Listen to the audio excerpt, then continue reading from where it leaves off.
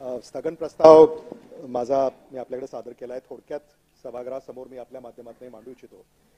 लातूरची मुलगी भाग्यश्री सूर्यकांत सुळे हिचा काही महिन्यापूर्वी पुण्यामध्ये खून झाला, अपहरण झालं आणि खून झाला.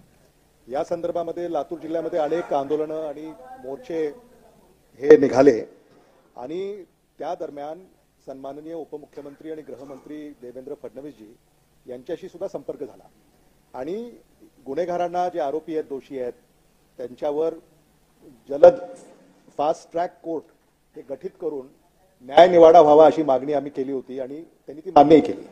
आणि सूर्यकांत सुळे जे अगदी माझे सहकारी आहेत, ते माझ्या संस्थेमध्ये माझे सहकारी संचालक आहेत. सूर्यकांत सुळे त्यांची ही कन्या आहे.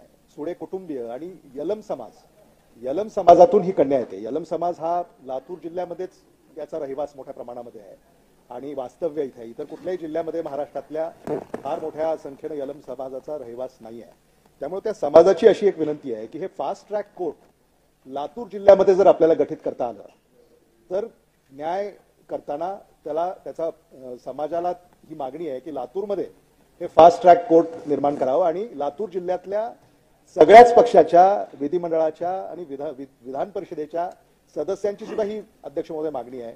आणि म्हणून मी आपल्याला विनंती करतो की आपण, सन्माननीय उपमुख्यमंत्री अजितदादा पवार साहेब सुद्धा या ठिकाणी आहेत आणि त्यांनाही याची कल्पना आहे, जाणीव आहे, तर एक फास्ट ट्रॅक कोर्ट लवकर गठीत करावं, त्याची घोषणा करावी आणि अधिवेशन संपण्याच्या अगोदर जर हे आपल्याला करता आलं तर मला असं वाटतं की ते महत्त्वाचं ठरेल. एवढी एक विनंती करून मी थांबतो.